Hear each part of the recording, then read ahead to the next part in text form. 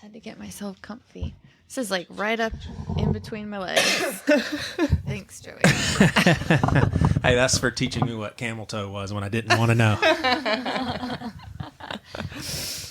I don't know how I missed that, though. Why didn't I know what that was? Because she said, I think Rose has camel toe. I was like, the hell is that? Something. I mean, I don't think you would have just brought camel toe up for no reason. It had to have been something you observed. Yeah, I got to know that real early because of volleyball shorts. So when I started playing volleyball, everyone talked about it. Yeah. That's funny. Are you recording that? Yeah. Oh, it's all recorded. I demanded, pleaded, called God on promises and was like, you have to show up or I am done. And he did. That's something to really think about. What does it mean that the God of the universe loves me? Are we saying that our God is bigger than their God or what? Man, you got my mind going crazy right now. I just think that is evangelical bullshit. And I don't fit in their box anymore. So feeling rejected from the church makes me feel far away from God. If I'm living out the love of God, love of the divine, then in some ways we're unoffendable. It's wrong to marginalize anybody for any reason. Sometimes we can just have some things about our perspective that's off until we encounter someone who can challenge our thoughts, have conversations with us, and we just continue to grow and evolve. I'm with you there. Yeah, I like that. That sounded like walk to Rob. I'm a hardcore gospel lover. I do love the gospel. I just think we get it wrong. Girl, I was so highly medicated, I don't even know if you Oh, found my people. All right, just a quick note. Back in episode 308, I talked to my friends Ellen Morrow and Chip Judd about the Billy Graham rule. It was actually a reboot of an even older episode. Billy Graham rule is terminology. It's basically a lifestyle many men refer to as not traveling or eating out alone with other women in order to safeguard a marriage. And it was one of those conversations that had me saying, yes, I agree with Chip that it's necessary for many to practice this. And yes, I agree with Ellen that this is also unfair in many cases and needs to be thought about way more thoroughly, especially more thoroughly than I have over years, long time ago. Well, I've had many wonderful coworkers. 2 of them joined me today. As a part of their many responsibilities, they assisted me personally, and thus we spent a lot of work hours together, sometimes just us 2 at the office. Well, I happen to be very close friends with these 2 ladies as well, so I saw this conversation as an opportunity to look at the Billy Graham rule from a more personal vantage point, as the 3 of us have a great deal of comfort with one another and have no problem navigating some areas that maybe you wouldn't necessarily do so with someone you don't know as well. Even though I think I see things most similarly to Sarah, Liz, who you're becoming more and more familiar with on this podcast, being the odd one out, we all agree on a lot, including there's a lot more thinking needing to be done on this one and changes needed to be made.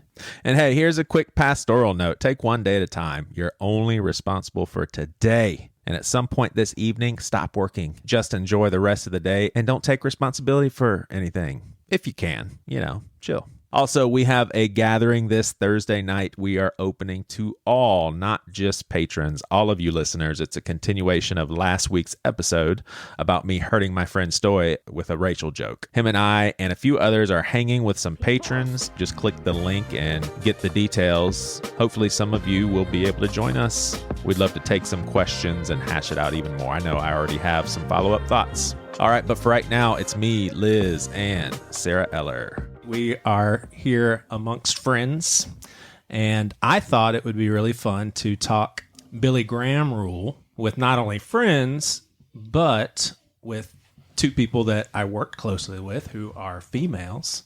I'm pretty sure I have talked a little bit about Liz and I and how we get to know you and how you came on staff and everything, but I think you know this, Sarah. When we were down to 2 candidates as far as you interviewing for the job, did I tell you, when it came down to 2, I almost felt like I know who the other candidate was and I love her to death. I almost felt bad because to this day, I think it was God. Once it went down to 2, it felt like God was like, and that's the one. And I was like, oh my gosh, now what do I do? Because did I ever tell you that? Yes, you have told me that. Yeah. Because the last interview, you weren't sure if you wanted to do that because you knew who was going to get hired. Right. You were meant to be. There you go. And y'all worked together for what, like a year, you think? Year, 2? A year. I'm like, so 2 years? No, 1 year. I And can't count. and you guys both worked with Toby and Jason, or did you not work with Jason? I worked with both. Oh my gosh. Yeah, both. We had a huge staff at one point. We had so much fun. Yeah.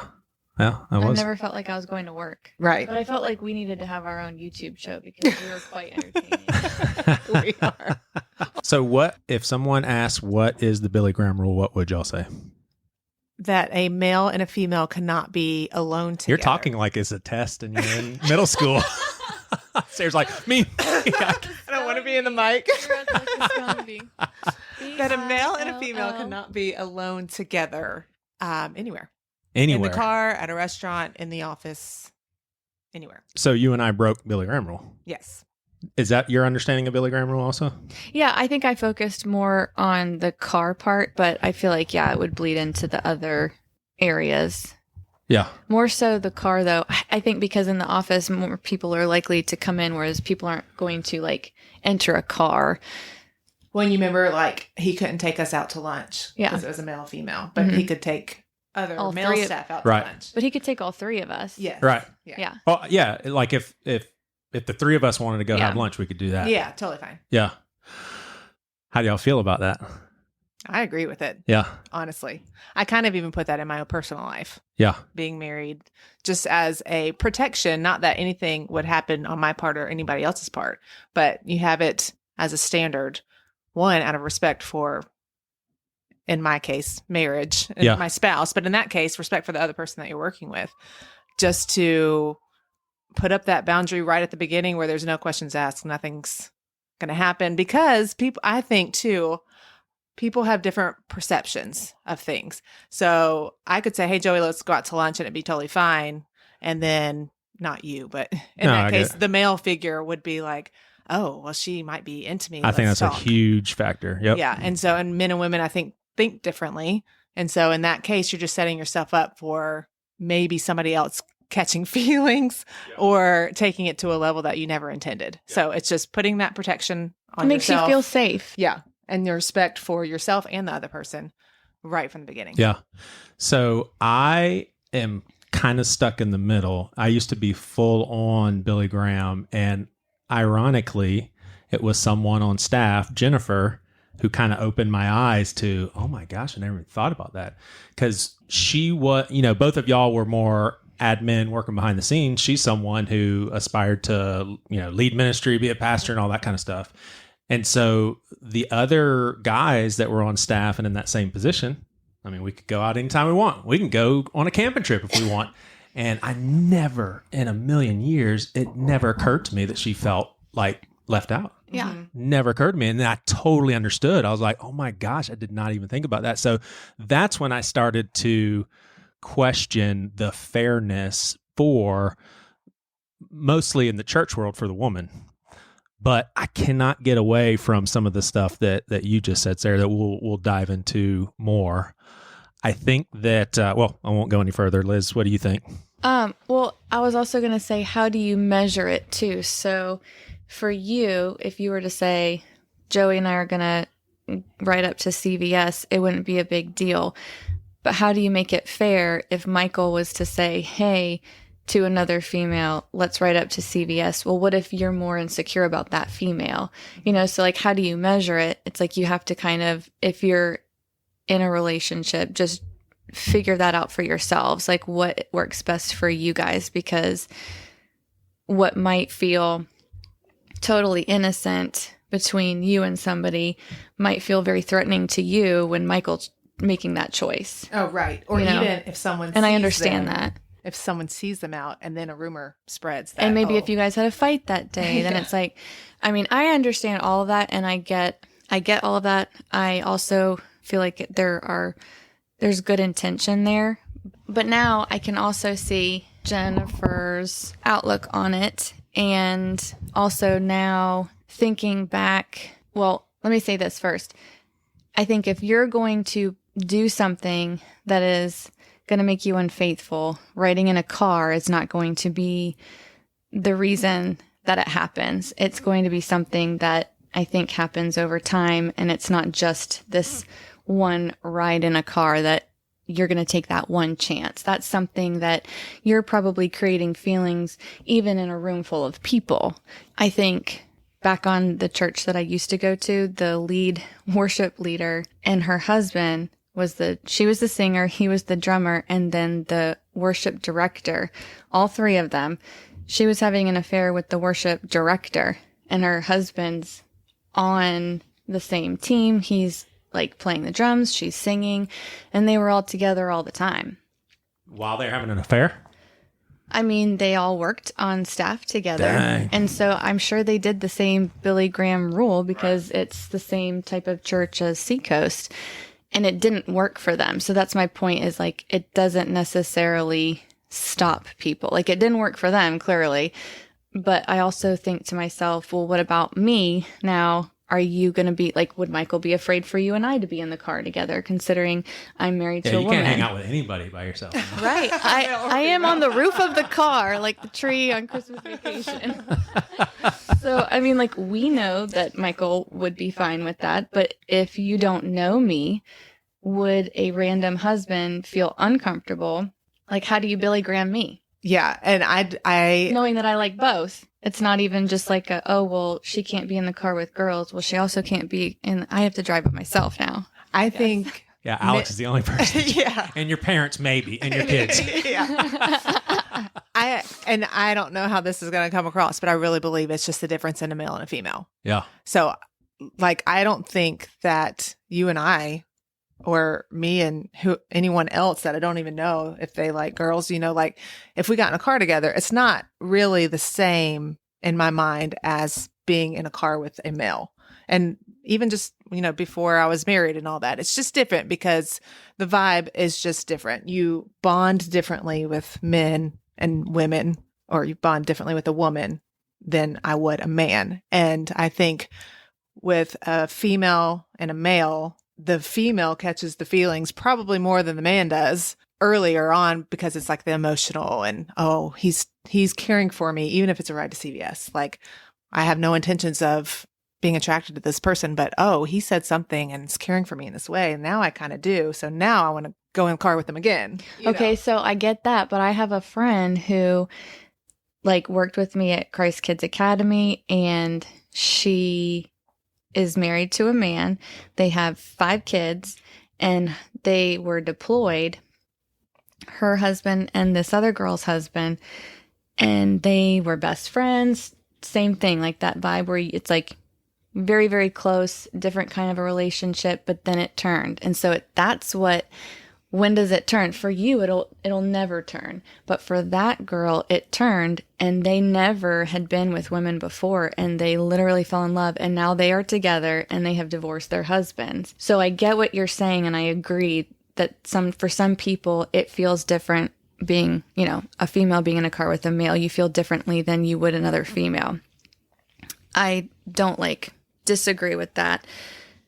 I feel the same, either way, but I understand the people that don't. But at the same time, you have 2 females that are hanging out together all the time, and then something flips for them. And so should they have not been in the car together by themselves? I mean, you don't even know. You don't know when you're going to fall in love with someone. You don't know when you're going to catch those feelings, even if you've been friends. I mean, think about how many people that say we were friends, we never were attracted to each other, and then they got married. It happened with those 2 girls. Yep. For me, it almost feels like the crux of the conversation, and that is what you said, Sarah. We could know in our hearts there's nothing, and there never is going to be, but you have no idea where that other person is. I mean, and there's no way you could know. I mean, even if that person were just we're just friends, we're buddies, they could be lying. Yeah. And deep down inside, have certain feelings. And obviously emotional affairs are tough. Or they're lying to themselves. Maybe they really do think they're fine. Yeah. So would you say dismiss it all? Don't make it like a universal deal, case by case? Yeah, and I don't know that that's as easy as it sounds like, but I feel like it would be difficult for me to. I mean, I couldn't be in a job where they would say that I couldn't do that. I have males that I work with, and females that I work with, and that would just make me feel like you're constantly sexualizing everything, as if every time people get in like a space together, are you always thinking that they're wanting each other? Like, no. Yeah. But I think if you add, okay, always have 3 people, and like I said at the beginning, like it's more of a protection than, or I see it more of like a protection for those 3 people than even a rule. It's like, but it's like a babysitter. Well, I'm like with my young kids, I tell them all the time, I'm like, I told you this rule, or I gave you this rule for your protection. It's for your good. And like, if you just abide by it, like the other side is going to be so much better. You're not going to be getting yelled at. You're not going to get in trouble. Like, it's for your protection.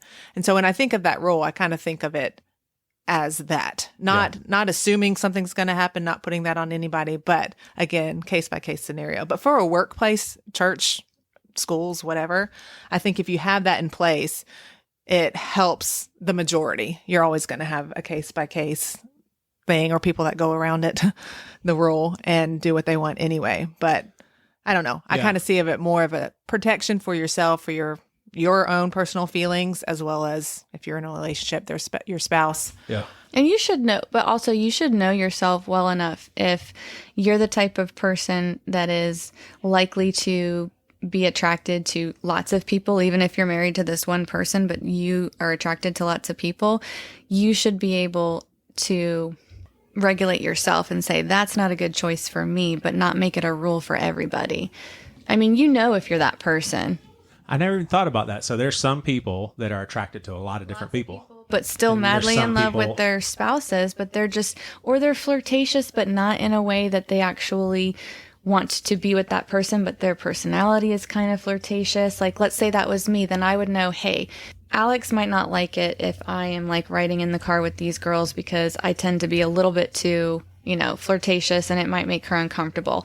If that's a situation with us, then I would totally respect what she says. But I should also know myself well enough that like, hey, Liz, that's probably not going to be the best idea. Or have you ever like thought about that person in any way other than your friendship, which happens to everybody? You shouldn't probably be in the car with them by themselves. Yeah. By yourself, or in a room, or anything like that. Yeah. I will talk to couples who are getting married, and a huge factor in all of this, I think, is, so we're all friends. We'll just use one another as examples. So let's just say Priscilla and I are going through a really tough time, and it's not even fun to be home, just like a really tough time, and then go to work, and it's like, you guys aren't bringing your F game, you're bringing your A game because it's your work, and you want to do a good job. You want to get along with people and everything. And so I tell couples, you have to be really careful the sort of time that you spend with people, typically of the opposite sex, because of that. Like with marriage, you're taking the good, the bad, and the ugly. In the workplace, not necessarily. And I think that's... You just see the pretty. Right.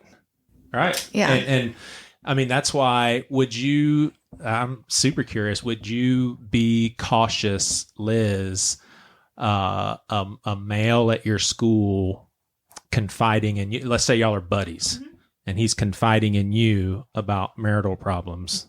I wouldn't think, I can think of one right now that if he was to say like, hey, we're having, this, and this, I would think of it as just any other friend. And then I would try to figure out like, what's her side? Like try and figure out, there's 2 sides to every story. I wouldn't think anything of it like this could be my chance, or, oh, he doesn't like her. Maybe he likes me. Maybe that's why he's talking to me. I'm saying opening the door for him to maybe right connect with you. What's the difference between me and the other dude down the hall? If he's gay? No, like whether he's straight or gay, it's like, I think at some point you also have to know, am I divulging too much information in general to anybody other than my spouse? Like they always say, don't tell your parents too much about like your arguments with your spouse, because then they can't take that back in their heads. And so you should try and do as much as you can just within, the 2 of you. But I don't think that if he's coming to me constantly and like there is a serious issue, then I might say, dude, you're having the same problems over and over and over again. I really think that, I appreciate you coming and talking to me, but you might want to talk to a therapist. And I would also ask him, does she know that you're talking to me, and does she feel comfortable with it? Yeah. But that would be whether it's a guy or a girl, but nobody does that to me. Nobody divulges their information. I mean, but at the same time, like, I know I have friends that are females at work, and, you know, they'll say something frustrating about their husbands, and I don't think twice. I'm just like, oh, they had a frustrating day. Like, we all have those. Right. I don't think, like, oh, this is a male and there's an intention there. There's a motive. Like, I don't feel like there's all of this motive. Females are just as animalistic as men are. Like, I think that we also forget the fact that sometimes it's the female that's the aggressor, and she's the one that's going to be like, I'm going to get in the car with that guy. Yeah, but even so, with that, I don't think there's ever the motive at the beginning. You know, it's like, I've been told, like, one little decision leads to another, and those decisions add up to the big picture. And so, like, but it could be the female starting all of that. Either way, whoever's going to the other one talking about your marriage. Right. And if you ask me that question, if a man came up or a good friend, I'm thinking, you know, close friends that I have, if the guy came to me and was asking me about stuff, kind of like you, the first time, like, okay, like, let me tell you a woman's perspective, and here's how you should go home and talk to your spouse. But then if it keeps happening, or if they're like trying to confide in me and be like, but you're nothing like that, like comparing, then it would get weird and be like, okay, oh, well, that's not okay. Yeah. Then it's like, okay, you need to go talk to a man or a therapist. Yeah. Okay. All right. Well, let me say this. Same scenario, but this guy says, hey, there may be times where I just really need a friend to talk to about this. Are you available? Can I just talk? Can I come by once in a while and just, like, basically opening the door? That's just weird. Nobody does that, Joey. I would say when my husband's home, like, sure, come over, and Michael will be there too. There you go. Yeah. Yeah. Nobody does that, though. Like, I can't. And I think it also helps not to think in the hypothetical. So I'm trying to literally think of myself in this situation with one of my guy friends at work. And if he was to say, sometimes I need somebody to talk to, I mean, I know there's dudes that he's friends with that are way closer to him, not because they're dudes, but he has tons of really close friends. He's going to talk to them. And if he's talking to me, I'm like, dude, talk to your fucking friends. Like, I'm not the one that you need to, like, have like an appointment or a meeting with, or, hey, can I come talk to you, or can I call you sometime? That's just weird. I'd be like, dude, you're weird. Okay, so he doesn't say that, but he just starts doing it. He starts texting you. He's just like, hey, just FYI, my wife and I, let's say it's 9:05 p.m. My wife and I'm just in a really bad place. I just needed a friend to vent. Don't have to text me back. I mean, it depends on the friendship that you had beforehand. Sure. So Alex has a friend that has done that, right. And he was having a hard time with his wife, and he genuinely, like, loved her, and he didn't have many friends, or at least I don't think he did. And I mean, she would talk to me about it, but, like, we talked about it too, and I knew what he was going through because Alex would talk to me about it. So maybe that open communication also helped. I wasn't worried about that. But again, I'm not worried about it because I am very, very secure in my relationship. I'm not saying that you're not secure by any means, no. But I'm super secure in it. And so I'm like, okay, if you're going to talk to them, I mean, because otherwise she couldn't talk to boys or girls. But if she has a previous relationship with somebody where they may have had those types of conversations, then I feel like it's safe. But I feel like we all know when it gets weird, whether it's a dude or a chick. Like, I'll know, like, all right, you're acting a little bit odd. Like, you need to probably find somebody else to talk to. I would probably just give them the cold shoulder and ghost them and stop listening. Yeah. Or if that person was not okay with the third party coming in, then you know that's a red flag. Right. Like, okay, no, I don't want your spouse there. This now sounds like a predator, though. Yeah. This doesn't sound like somebody who is, like, really, and like you said, I know it does start with little small things, but if at that point, if I say, hey, I'm going to bring my friend Sarah with us, is that okay? And they're like, oh, no. I'm like, that's a weird dude. Yeah.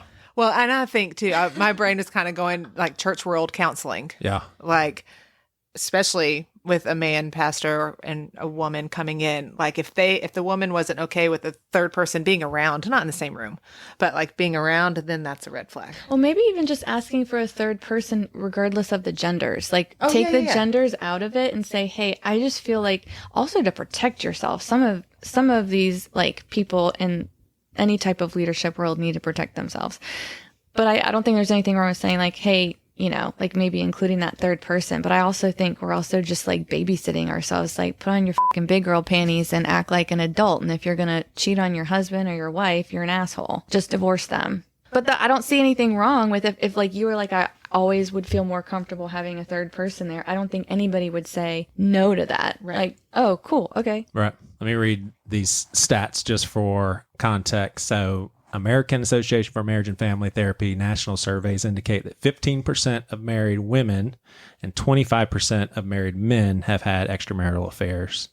The incidence is about 20% higher when emotional and sexual relationships without intercourse are included. So you're right about there's not, I mean, I guess 10% is a big difference, but 15% of women as opposed to 20. I mean, that's just a lot of people. Well, and it says the number's higher with emotional. I bet it's a lot higher with women. Oh, yeah. Yeah. You know, when you add in emotional affairs. We also should like touch on the fact, remember, like my ex, I would have thought nothing for her to be in the car with Michael. Oh, no. By themselves. But it's because I know her and you know her. And so that's why I think when you talk in generalizations, it's hard. It's like when you have these hypotheticals, it's like, oh yeah, that's a safeguard, da da da da da. But when we talk about specifics, like I would think nothing of it if Michael picked me up and drove me to the grocery store. And same, like I wouldn't be worried about Michael at all. But the other person, not you, but like a random person or like a coworker. It depends on what kind of I mean, I think a lot of it is case by case, but you can't like, you know. Yeah. Billy Graham rule is not a case by case. And so that's why I feel like people just need to like. Because Sarah said something that I immediately took it in and it made sense. But then I'm also questioning whether or not that that track is a legit track to go down. But I do think that there's a difference, like you said, especially women when it comes to emotional affairs.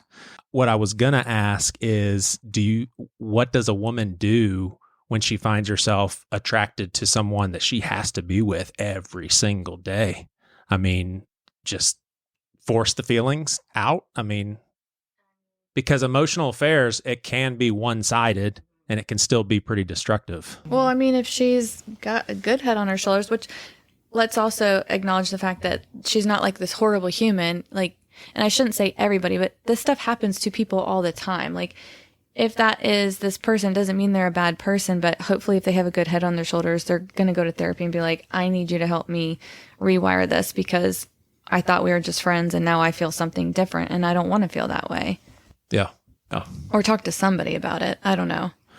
Because we can't act like all of these people are horrible people that are doing this and they're such assholes and they're, you know, thinking these thoughts about other people and cheating on their husbands. Like these are also just normal people who are, I mean, we know them. Yeah.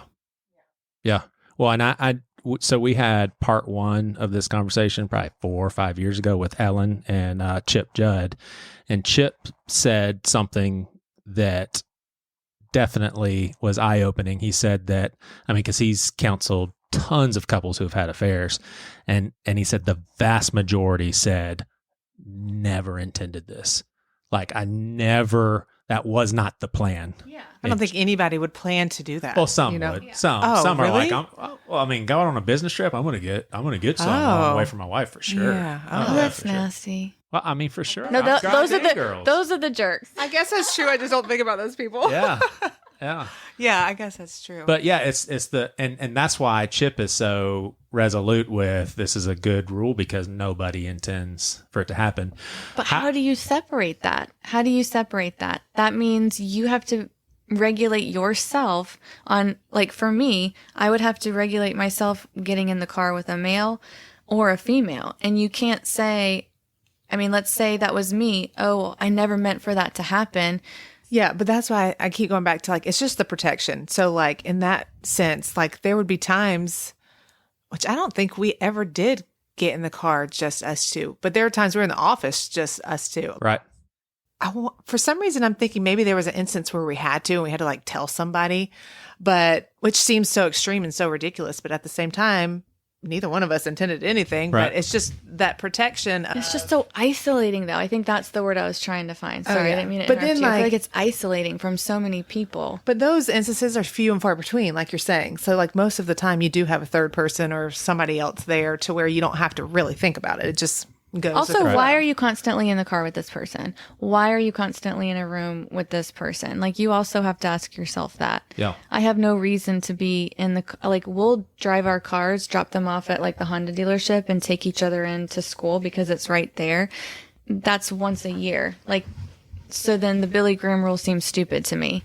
But if we did that like every day or every week, it's like, okay, well, there's something going on there, obviously. But I don't think a Billy Graham rule is going to make that better. Right. I'll tell you what would be weird is, so we all know what all staff is, but just for our listeners, we're in a place called West Ashley right now.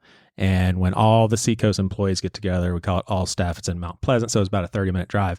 It would be weird if one of y'all lived in this neighborhood, and because we're friends, and I'm pulling out of the driveway, and I see you pulling out of the driveway, and we're driving separate cars 30 miles. Now, it wouldn't feel weird if you were like a brand new hire and I didn't know you well, but it would feel weird. Be like, why don't we just ride in the car together? But what also sucks is, as females, like, even with what I'm saying, I still get the part, like, I've been conditioned to feel like that should be weird. And I don't like that. I've been conditioned to think if Joey is in the same neighborhood as me and we are going to meet Priscilla and Alex somewhere, that is what I am used to thinking and feeling every time I get in the car. Because it's like not unknown to me. Like, I'm aware of those things just because I worked at a church and I remember all those rules and I remember how they didn't work for so many people. But like, I don't like, and I am like bitter at the fact that that's even a feeling I get sometimes. Like, oh, I guess that's not something that should happen. Kind of like the whole, like, oh, don't have sex until you get married, and now you're married and it's hard to have sex with your spouse because you've been like so conditioned to not have sex and it feels bad and all that stuff until you're married. So it's like, now when you start getting in the car with a guy, it's like that is a feeling that you might feel like, oh, I'm used to thinking that's wrong, and that sucks to me. Yeah. No, that's makes me think about how I've been conditioned to. Yeah, we've been conditioned to think all of these things. Like, I remember that time you met me at the pool and you had to like go through this thing. We had all of our kids with us.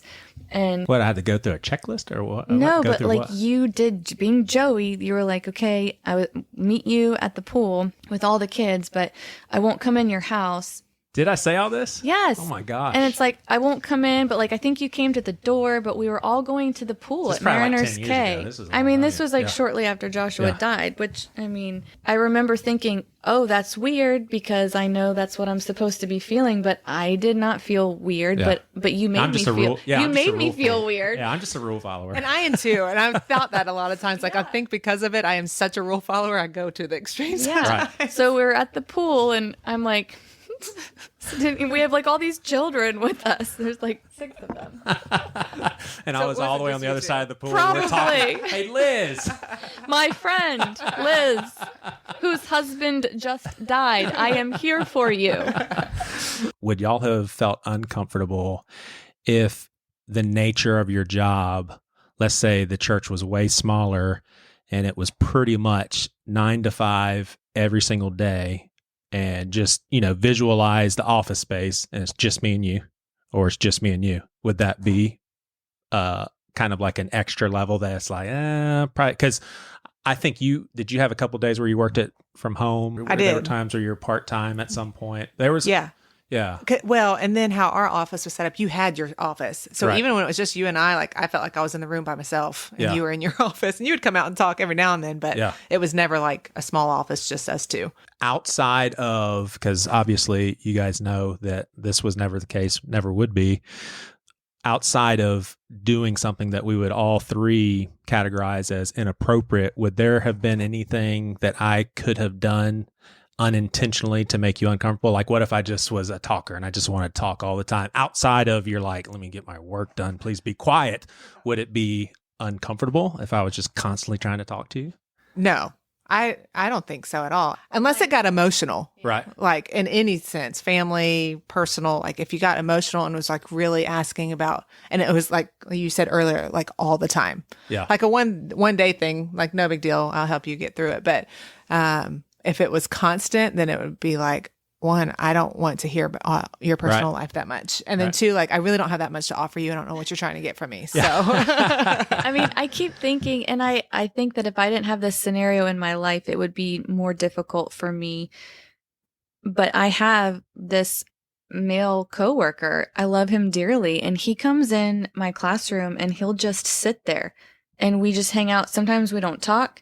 Sometimes I'm working. Sometimes he has his phone. He'll go into another person's room. We go into other teachers' rooms and we just randomly float around our hallway based on, and we all kind of like congregate. But there are times where he will come in and plop down. I don't even talk to him. I'm doing something else. And I'm like, that's not weird. But I feel like that's a scenario that people would say is possibly inappropriate, that he's coming into my classroom when I'm there by myself. Yeah. I mean, he has 3 sisters, like this poor guy. And I mean, he's engaged to this adorable girl. And I by no means think anything other than the fact that he's bored and he doesn't want to sit in his small cubicle because he doesn't have a classroom like everybody else. Yeah. And he's just used to being around too many women. Yeah. Well, I'm not saying about this about him, but you have to think about how you think compared to how some other people might be thinking. And the way he thinks. We both are clearly thinking nothing. Well, I mean, like sometimes they might not, like you might think it's nothing, no big deal, but like there's a reason, even if he doesn't know what it is, like there's a reason he's always coming to your room. Because you're funny, you like your company. Because we're friends, but that would be the same thing as when he goes into Haley's room, or when I go into Haley's room, or when I go into Jody's room. Yeah. There's not a special reason why I go into Jody's room. Yeah. Jody's just there, and I want to sit and talk to Jody. But that's your personality, though. But that's all of it. I mean, that's all of us on the hallway, but we're also very much so more, I feel like, progressive people. We have that mindset where none of us are like. But you have to put it on the table of consideration, though, that male or female, they may be coming to your classroom because they like you. I mean, that's just the reality. Because I'm fun. Yeah. Or they have romantic impulses and not necessarily something to act on, but. Well, and in that scenario, it sounds like there's nothing you can do about it, I guess. Yeah. Right. That's when it gets weird, and I would know. But that's not where the rules of protection. Oh, I don't think so. I would know. All right, so enough time has gone There's by to where a twinkle in your eye when you look at somebody and you have something for them. We don't look at each other like that. Yeah. Well, this was, and this is something Priscilla and I mean, this is literally 15 years ago, I think, but I experienced developing feelings for someone, and it was devastating. I mean, I felt horrible, and if I had to bet money, I would say no way in hell she knew, because there was no way I was going to do anything, say anything. She knew. Yes, Joey. Because she's a woman or because she's a human? I'm really curious. Like, women pick up on that? Maybe. I don't know. But I don't want to just say. I don't know either. And I'm saying I was in this scenario, which is the only time it's happened to me, 100% appropriate. Here's the thing. No flirting. I mean, seriously, like some people are just more intuitive. I think it's not necessarily a male female thing, because we always use that as a cop out sometimes. And there are so many males that are just as sensitive as women. And we just have to get over that. That's like archaic. So I think there's some people that are just super intuitive, and they would know that. Even if you didn't realize you knew it, I would know, I think that dude has feelings for me. Alex, my wife, she says it all the time. She's like, that dude liked me. And I'm like, no, he didn't. And she's like, he did. And then I find out like, oh, they did like her at some point or whatever. And I'm like, she's like, he was checking me out. And I'm like, no, he wasn't. And she'll be like, he asked this. And I'm like, oh, maybe he was checking her out. So the Billy Graham rule is protecting the people that are not intuitive. Right? That's their category. Are you intuitive or not? Not are you male or female? Or even like thinking the best in people. Like I had a situation where my child and a kid in his class are good friends, and the dad asked me, oh, we should exchange numbers so we can get the kids together. I thought nothing of it. I think it still is harmless, nothing. But I tell Michael, and he's like, oh, he was just trying to hang out with you. Like, that's the only reason why he wanted your number. He wanted to hang out with you. Yeah. And so then he asked some of his other guy friends. Say the same thing. And the guy friend said yes. And I was like, I really didn't feel that in any way possible. Yeah. And he asked me that in a group of people, but still, I'm like, no, I think he just wanted the boys to get together. And he's like, no, he wanted to get together with you. And I had no clue. But I also think that's just them being like territorial, because Alex has literally said that to me before. She's like, he liked you. And somebody that was at the Barbaritos like checkout thing. And I was like, babe, he knows we're gay. Like, I think he's also maybe in our community, and that's why he was talking to us a lot. And she was like, no, he liked you. And I was like, he did not like me. And I'm like, you're just pissing all around me right now. So I feel like that's Michael just being, he knows he has a hot wife, and he's like, some motherfucking dude just gave my wife his number. I mean, of course he's going to think that. Well, he didn't, but you know what I was going to do if he asked for it? Michael probably also knows where this dude lives now. No, I told him, I said, oh, if he like actually got down to asking me for it, I was going to give him yours. Yeah. And so here's my husband's number. Call him. Right. But that's so sad too. That's so sad. Just because he has a penis, he can't just do that. I mean, like, take away all of the things that could happen, like, blah, blah, blah. Like, that's so sad. Like, George, like, I think about George. He has girlfriends and guy friends. Like, that would make me so sad. Like, they don't care when they're little. Like, when they're little, George had a friend, I mean, growing up, he called her the Barbarian's daughter, and they were buddies. Like, they hung out all the time. And then he hung out with this other girl, and he was like the only boy at this birthday party for this little girl. It's like, when do we teach them that it's like, you're a boy, so if you ask for this number, you know, that's you hitting on them. So I get that, but and I also recognize, so if when I talk evolution, I totally believe in God, Jesus, and all that. So it's not a God contradictory statement.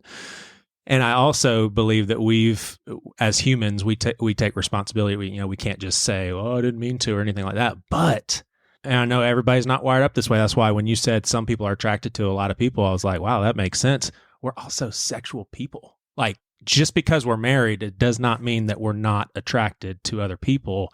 And I think that's has that thought right. But I think that's a huge part of this, because we're, as humans, we're sexual people, and you don't know where that other person's coming from. I mean, I think it's safe to say that you could perhaps make a mistake out of the blue that you never even expected and destroy your life. That's why I'm so caught in the middle, because I don't think so. You're also talking to the most loyal people. Like, we're Enneagram, like, what is it? 6? 9. Oh, you're the 9? I'm a 9. 6. Yeah, we're the peacemakers here. Yeah. I'm the loyal one. Like, I will not, like, try me.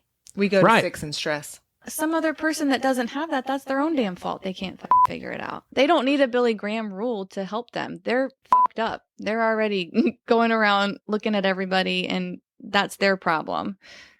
In my eyes, like, you already have a problem. If you're doing that and you're wanting to act on it, and it's something that you think of daily. When I say everybody's had those thoughts, I mean like from time to time in their lifetime. I'm not saying every day. If you are having those thoughts about different people every day, you have a problem. Well, what if that person says, I have a problem, so I need the Billy Graham rule? Would you be like, I respect that? Totally. Yeah. You need the Billy Graham rule. Yeah, I think absolutely. I don't think there's anything wrong with having boundaries. I think that it's great if you have self-awareness and you're like, or even if you're just uncomfortable. It doesn't even have to be like a sexual attraction. We don't have to sexualize everything. It could just be, I happen to not feel as comfortable around men as I do women, so I prefer not to do that. If there was no rules at Seacoast, would you guys feel comfortable carpooling? Me and Liz? With me.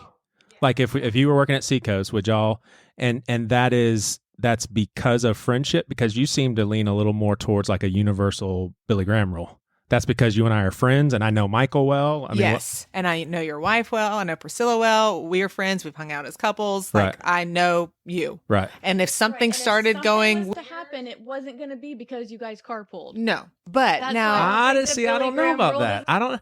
There's a big difference in me, Liz, and Sarah sitting here in this room. And again, this is the last time I'm going to say this, because I think we're all a little uncomfortable. Nothing's ever going to happen here. But it's a totally different vibe, though. Even though Sarah and I do not have feelings for each other, want to be with our spouses, it is a different vibe if it's just me and Sarah in this room. And I'm not even talking anything other than it's a totally different vibe. No, how many times have you come to my house without Priscilla to pick up kids or drop them off and come in my house, I think nothing of it. I think of you as a friend, as a brother. But I'm coming to pick up my kids and I'm seeing one of my closest friends. So obviously I want to talk to you, but I didn't come over to have a visit. You and I spent 3 or 4 hours at your place in condo because Priscilla was out of town and my kids had lice and you and Priscilla are the lice experts. Yeah. Wouldn't it have been weird though if instead of calling and saying, Liz, I really need your help, I don't know what to do with lice, if I said, hey Liz, me and the kids are going to come by, let's just hang out for a few hours, you'd be like, even though we're friends, something would. What you're saying? Yes, I would think it was weird if you. Sarah's like, yes. Hey, do you want to go grab coffee today? Right. Like, why? You want to do a podcast, or like, what's the purpose? Right. Like, I would think that's weird. Right. So she's saying it like really confidently, so you don't ask her. Oh, say that.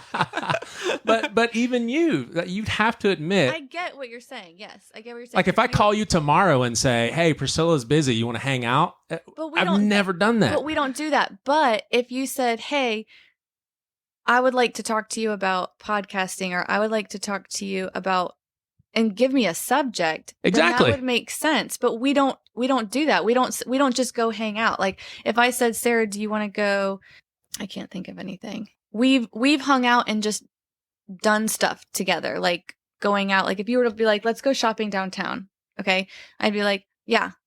But I don't think anything of it. Here's the thing, and I was thinking about this earlier.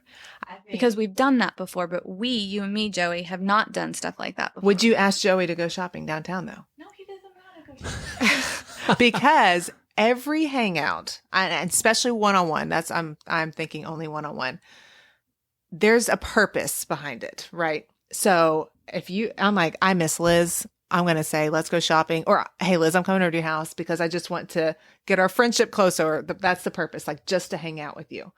If a guy's purpose was just to hang out with me, or even a female that I don't know well, like unless she's like, I really want to get to know you better, that's the purpose.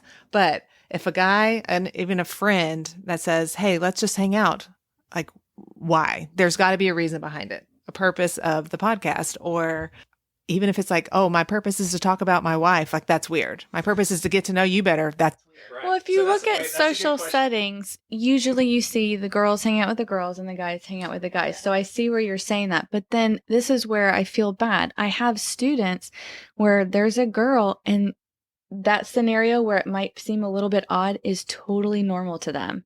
And there is absolutely no, like I have several girls and all they do is hang out with the guys. But their purpose is to get to know them.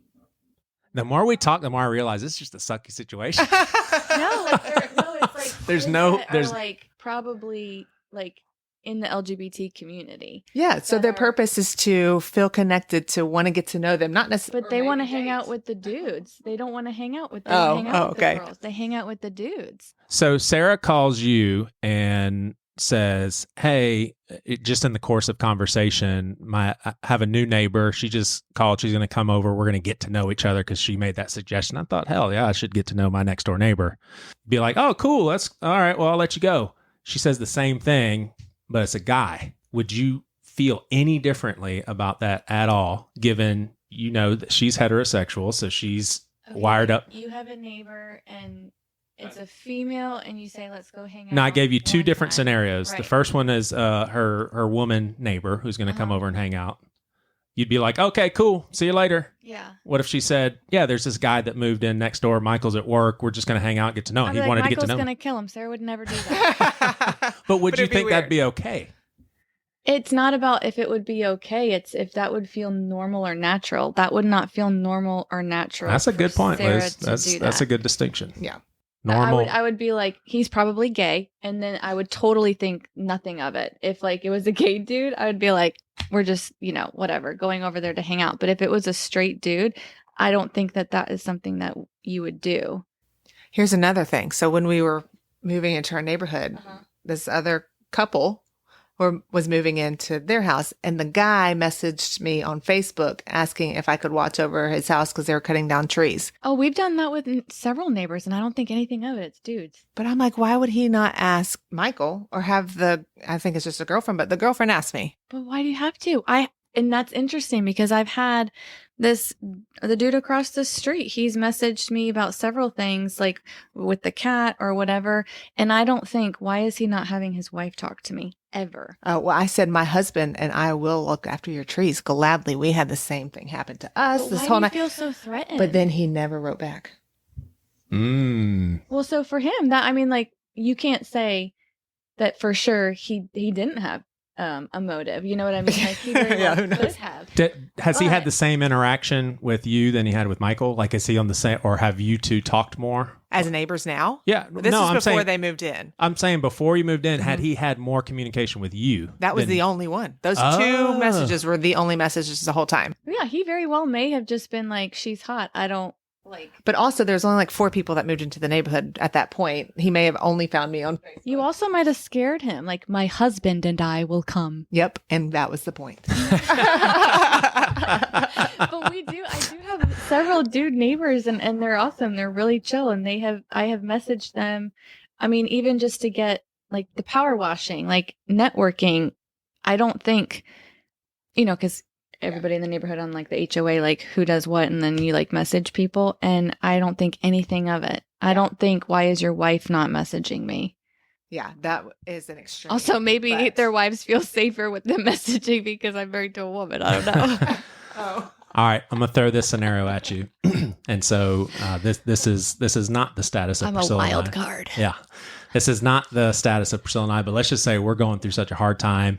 Maybe we're physically separated. We're just like, we gotta figure something out. We gotta live different places, or not on speaking terms, and it's just not a good situation. And I come to one of y'all and say, listen, I'd say no. You don't even have to finish this sentence. I'd be like, I am her best friend. You cannot talk to me about this. No. Stop. So basically, see, I'm gonna catch you on this one.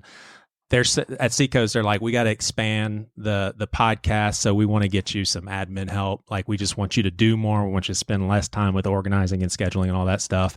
And so we go through a pool of candidates, and I'm like, Sarah, like, by far, not even close, the perfect person for this job is incredibly attractive, and I really like her personality, and I don't want that in my head right now. Would you be willing to take that opportunity from this professional woman who just wants a daggum job? Yeah, that's not fair. It's not fair to her, but if there's a possibility that it could mess with my mind a little, because so this is not a matter of Joey being irresponsible and reckless. This is Joey in an emotional, volatile state. You're trying to safeguard yourself, but in the process, you're making it to where a woman, just because of the fact that she's attracted, can't work there. So I feel like I'm not saying she's attractive. I'm saying I'm attracted to her personality. I like her vibe. She makes me feel good about myself, whatever the case is. Right. You would be like, well, I'm sorry, Joey. She's the best candidate. You can't take it. So just buckle up. I would say buckle up. Dang. And then I would say you're Priscilla's best friend. How could you do that to her? Because I would say, if you're going to have a problem, thanks for being honest. I think that you should hold yourself accountable and make sure somebody's with you all the time, and maybe have a communication with Priscilla where you can even show her your phone, or you can like whatever she needs to feel comfortable. I mean, I don't think that you have to necessarily do that, but I feel like if Michael was to say, hey, like, she's an attractive person, like, whatever, if you would like to look at my phone, that might make you feel better. Like, I also think that you should just trust that. But what if I'm saying, like, I don't know if it's funny because I'm like, you're wrong, and I've got to try to convince you right now, but you're making great points. What if I'm saying, listen, Liz, this is messing with me. Like, I want my marriage to be okay. Like, I want to work on things with Priscilla. The last thing I need is to be around a person all the time that I'm attracted to. Yes. Like, that's not a Joey's bad and he needs self-control. Right. It's Joey's serious about his marriage and he doesn't want any distractions. Yeah. And so let's say there's a guy or a 60-year-old woman applying for it, and they're, where this attractive girl is a 10, they're like a 7. You'd say, go with the 10. Sorry. Yeah, it's just not fair. Nope. I say go with the 7. that you're protecting yourself, protecting your wife, and not putting her in a position where she has to check your phone all the time. And the little things like hiring her, but we'll be fine. It's not going to do it. The little things will add up, especially if you already know. How do you know that girl even likes you, Joey? She might not even like you. No, I think that's a great point. I'm not saying I'm not going to hire her because I think I'm going to have an affair. I'm saying I don't want to hire her because I don't want it mess with my mind. Like, I'm not talking about affair. I'm not talking about me communicating feelings. I'm not talking about any of that. It's just I'm in a bad place with my marriage. I don't want to be around someone that I feel attracted to. So I'm not worried about an affair right here. I'm not saying that it couldn't happen, but that's not what I'm necessarily talking about. It's like a mental thing. It's like a one-sided thing. Yeah. Yeah, I still don't think it's very fair, but I would understand if you felt like you had to go with somebody else, but it would piss me off if it was a dude. If it was another female, then maybe. It would piss you off if what? If it was another dude. If you hired another like guy. Like if you didn't hire, gotcha. if you can't just not hire females. That's true. And at some point. So I just find an ugly female that I don't like her personality. Really ugly female. And be like, you're just the ticket. Right who I need. And I don't think y'all are ugly, but we're just friends. So don't feel bad that I hired you guys. Joey at the beginning of this was Sarah was the one. For sure. I still think that's really, really unfortunate for that person, though, because if they really, really, really needed that job or wanted that job, or that was like the job that could make their career, it's really unfortunate that you can't figure something out to safeguard yourself that doesn't involve you not hiring her. All right, so let me flip the script. Priscilla is doing Seacoast podcast. Seacoast is expanding the podcast department. She is going through a pool of candidates, and by far the number one is a very nice looking guy that Priscilla like personality is just like and we're having marital problems. Yeah. You'd say the same thing to Priscilla. That's not fair to that guy. I'd say you need to watch yourself. You very well could develop feelings for this person, or I see how you look at them. You need to figure out what you want. Do you want to end your marriage, or do you want to engage in that? Like, you have a choice. So this is a fairness issue to you, because if you literally take a case by case sort of situation, I'm saying this is the case which seems to make the most sense to be like, I got to do everything I can to just make sure this isn't, something that messes up. You're saying it's a fairness issue to the other person? Should be reasonable, I guess. I mean, yeah, to the person. I just wish you cared more about me and Priscilla's marriage than you did about this stranger, this fictitious person. How they feel, my goodness. I mean, this person doesn't even have a name, Liz. I mean, I think if you're in that position, though, and if your marriage is suffering that much, then what are Which is very normal. I know. Very normal. I know. But what are the chances that specific scenario is going to happen? I bet it happens all the time. I mean, the number of people in the workforce and the number of... Okay, so let's take that. If it's a lot of people, if that happens all the time, we would have a bunch of ugly people walking around these like office buildings and all these dudes. No, but that's not the point. We just established you two are attractive females.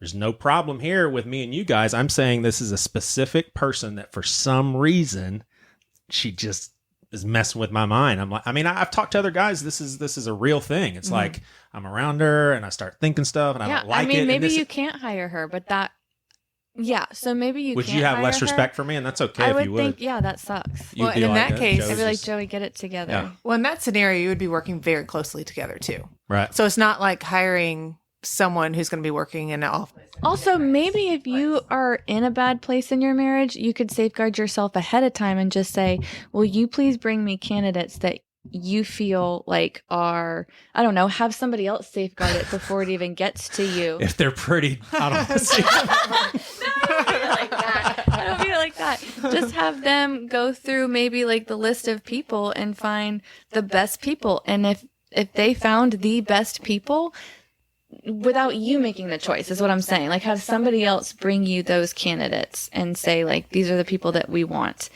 You have to pick one.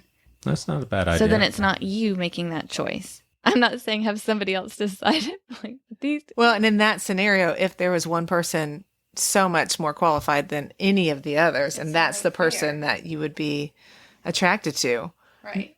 No, it's not fair. He needs to be like, sorry. That's the case if you hire the more attractive person. Oh, wait, maybe I didn't understand what you said. Yeah, you're like, yeah, it's fair. Wait, I'm what? like, the more attractive person is the number one choice, whether Joey picks him or somebody else picks him. They should get the job.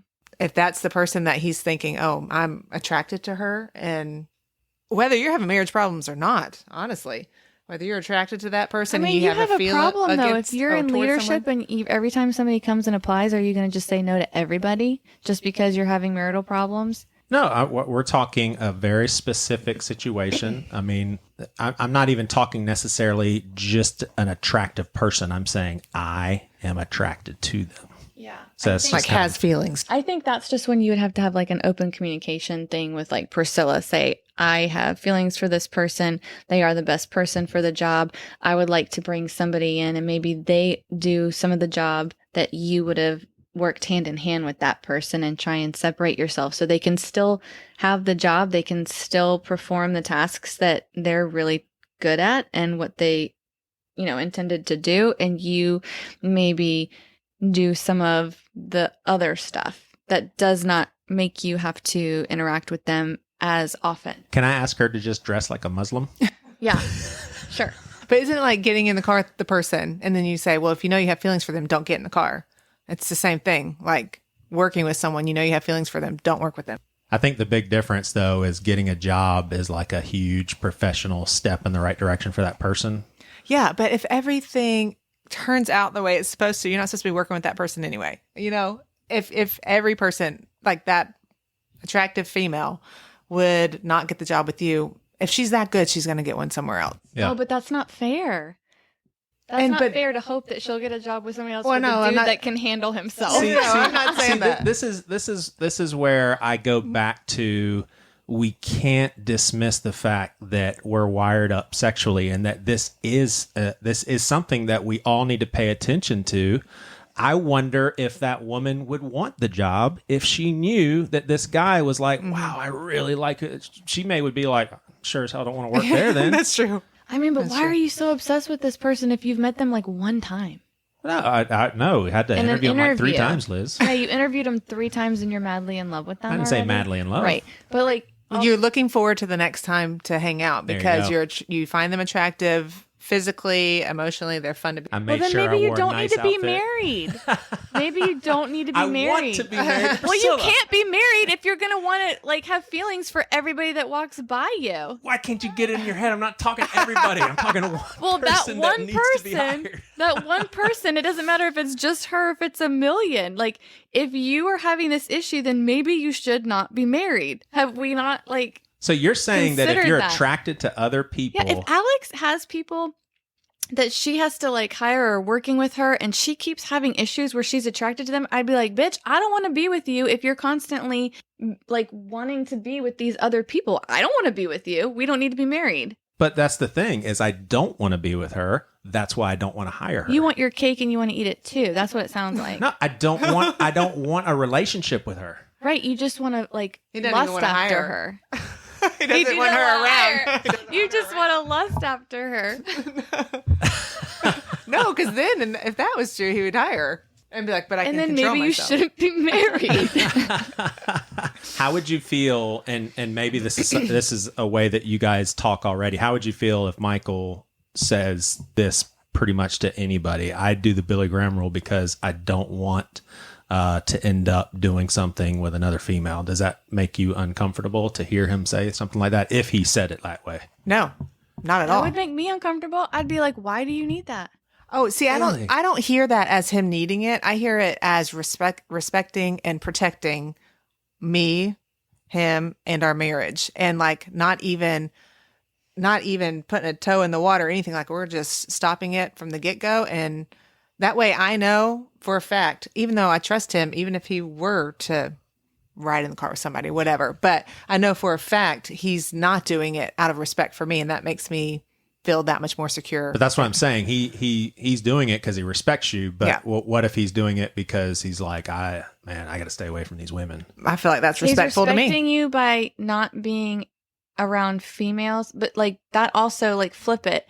It's not that you think that he's going to do something, but it's that he's doing it out of respect to you. So then does that mean you are assuming every time he's in the car with a female, he's going to possibly want to be with them? No. Right. So then it's null and void. Like, not at all. It's I a don't wash ever think then. that. Am I making any sense? It doesn't make sense then. If he's doing it because he is afraid, let's say that he would be inclined to cheat, okay? That's one thing. You would want him to have that rule because he's inclined to cheat and he's been honest about that. Mm-hmm. But you're saying that's not the case. Mm-hmm. It's because it's out of respect for you.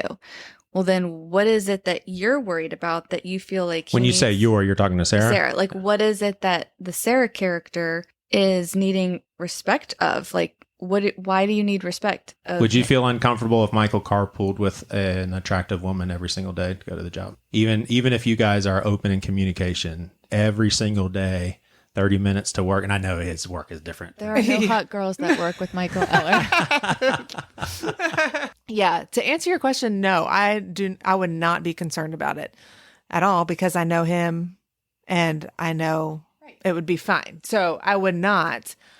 Although the whole time I would want to know, like, what's she asking you? Well, yeah, like, what's your conversation? Yeah, what's the communication like? And like, as long as which obviously he's not going to say, well, we kind of talk about inappropriate things. We know he's not going to say that. But if you're asking him, oh, well, what do you guys talk about? And if he acts a little bit weird, then it's like, all right, there's something going on. And then you move forward from there. You're like, okay, you're not acting right, Michael. Like, why are you afraid to tell me what you guys talk about? Or why do you stutter when, I mention her name or whatever? I think I disagree with both of y'all because even though I think Priscilla is probably the least of candidates that would ever cheat because people never intend. Would it destroy me if Priscilla drove with a guy? No. Would I prefer for her not to? Yes, because Priscilla is a human being. And even though my trust but is... she's not yours. But hold on. Even though my trust is very warranted because we made a commitment to each other and we love each other and we want to be with each other, it can happen. She could develop feelings when she didn't want to. Right. And then at that point, it's like, those are choices she's making. Clearly, she does not want to be married. Like, that is what I'm trying to say. She wants to be married. And she wants to ride with these other people in the car and possibly be attracted to them. That's not wanting to be married. Wanting to be married is wanting to be committed to one person. Or if you're just trying to save money by carpooling. So that's what it's like if she... Even if she wants so you're to be saying married, if she like, developed hey, feelings, then she Joey. needs to do something then about it. Yeah, that's okay. like that's no, that where makes it's sense. like you need to just like that makes sense. At that point, that's when you need to do something instead of So the trust worrying. is that Priscilla. The trust is not that Priscilla would never have feelings. The trust is that if she did, she would do something about it. I can trust that. Yes, okay, whether that makes it's sense. telling you, hey, I love you, I want to be married to you, but I have feelings for this person and I don't know what to do. And then you go to counseling and she either chooses him or she chooses you. But at that point, that's what you have to decide. Like, you can't have these feelings for people or like interact with these people sexually and then also think that it's okay to like still be married and that none of that's going to be suspicious. I mean, I think we're just forgetting about the fact that you can just not be married. Like, you need to make a choice. If Michael's in the car with a female and he finds out that he's really attracted to her, he needs to make a choice. It needs to be the right choice. Absolutely. Is there a difference in just the general Billy Graham rule and then a business trip Billy Graham rule? Like, what if I had Alex works as a lawyer with all of them. Like, there's so many dudes. And she hangs out. I mean, like, they don't sleep in the same hotel room. So I don't know, like, that could be a different conversation. But actually, I don't know if she might sleep in her own hotel room. I don't even know. But, like, they're all, I mean, yeah, like, she's constantly introducing me to, the majority of them are male. Well, I'm talking just the two of them are flying together, going to a hotel together. Like, do you think that's opening the door a little too wide? Only if I'm concerned. If I'm not concerned, go for it. If I feel insecure, which it's okay. If you're insecure and you feel that way, I don't think there's anything wrong with that. You say, hey, I do not feel comfortable with you being around that person. I don't like the way that they are around you. I'm fine that you work with them, but I don't feel comfortable with you going on a trip. It's based on the other spouse at that point. See, for me, it's not insecure. Maybe it is. Maybe it's insecurity and I'm that's okay blind to be to. Insecure. Maybe it's insecurity I'm blind to. But there is no guy on this earth that if I could choose for Priscilla to go on a business trip, fly together, go to a hotel together, I can think of many guys that I would trust. I can't think of any guys that I'd be like, I don't care. that's too much of a But you have intimate. to think of the nature of her whatever job it is. I know, but I do think that there is something to intimacy, and I don't mean sexual. I just mean like a lot of alone time. And then when you add to that layers of basically you are, not spending the night in the same room, but I mean, it's almost like you're on a trip together. I mean, I think that is just playing with fire.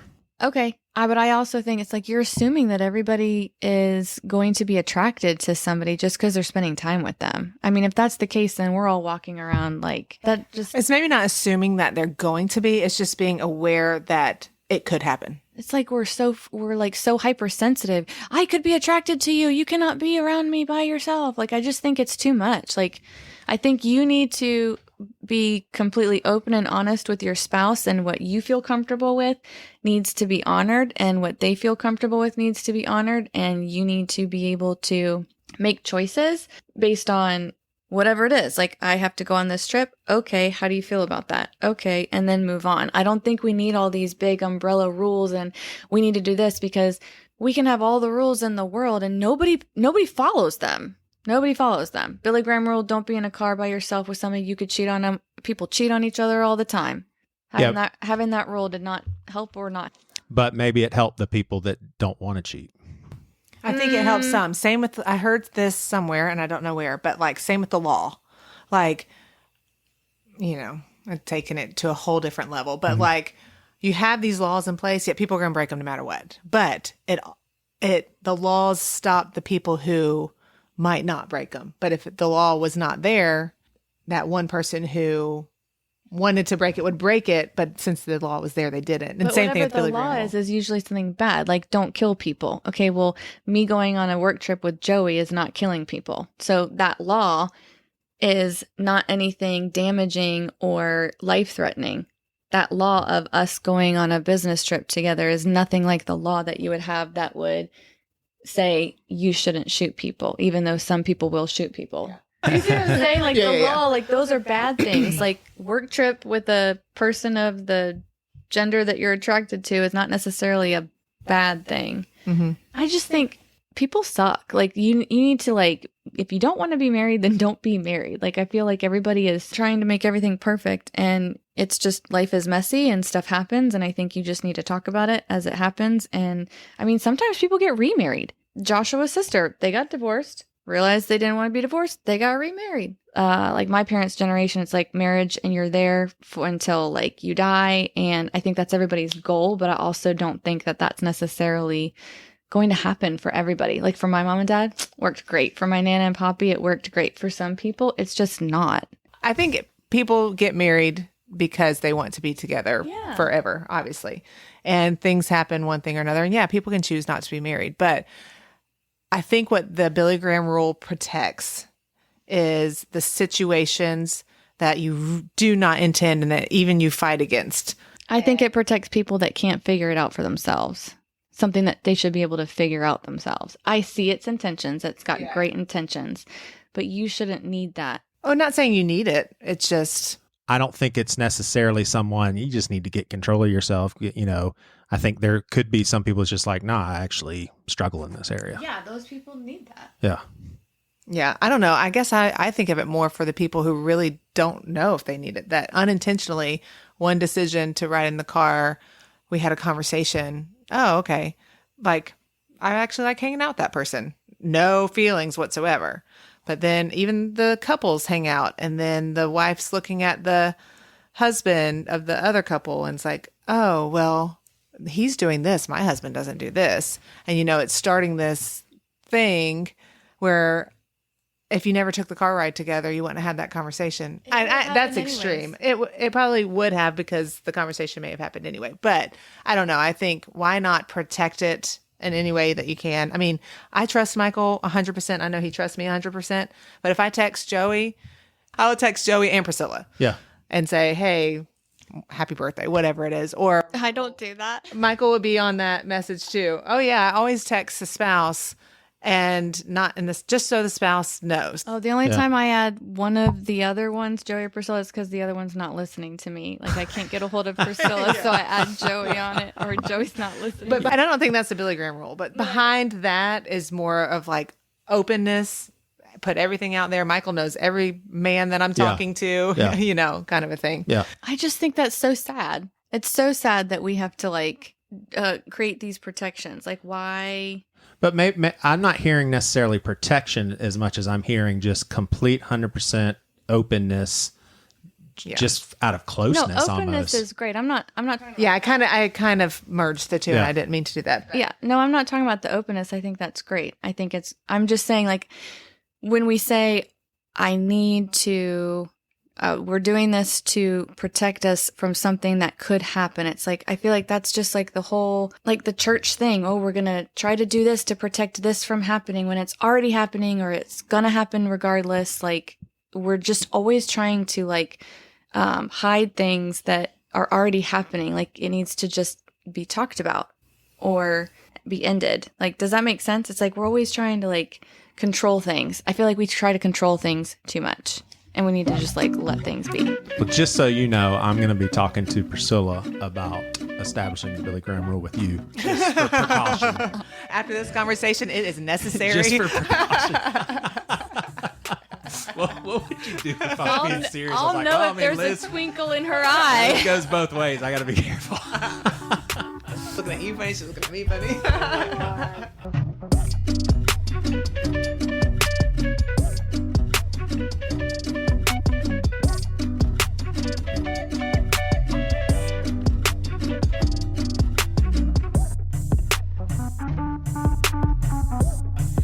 I think it's funny though, because when I was like with Joshua, that was all I knew. It made so much sense. It was like, oh, that's something that protects you and all the things that you're saying. And now I'm just like, it's all bullshit to me. Like, I don't know why, but it all just seems like bullshit, because I think of all of the scenarios where so many bad things have happened or so many people have been hurt. I mean, think about there's so many people that we know, like from small groups and stuff like that. That shit happened anyways. Yeah, but you don't, the thing is you don't know how many people avoided it by practicing it because it didn't happen. You know what I'm saying? Like, you don't know how effective it is because of all the things that it could have possibly worked. Right, and I think if you know that about yourself, like, you're not going to, like, oh, I know that about myself, I probably shouldn't hang out with that spouse of that person or whatever, but it still happens. Yeah. What's so crazy about this is I'm still at a place where everything both of y'all said made complete everything you said makes complete sense to me. And I'm like, I don't know. It's because we're in this like tweener zone where we understand this, but we also have been taught this and we understand it. Like, I get everything that you said too. Well, and you know, we are the 9s, so we naturally, and I think you're included in that, being the 6 of the Enneagram, we are naturally, we can't help it but to see every point of view. Right. Like, it's just in our makeup that we can see, put ourselves in that point of view, and believe it when we're there. Yeah. You know? If somebody needs something, I'm all about it. I'm not saying it's lame to need it.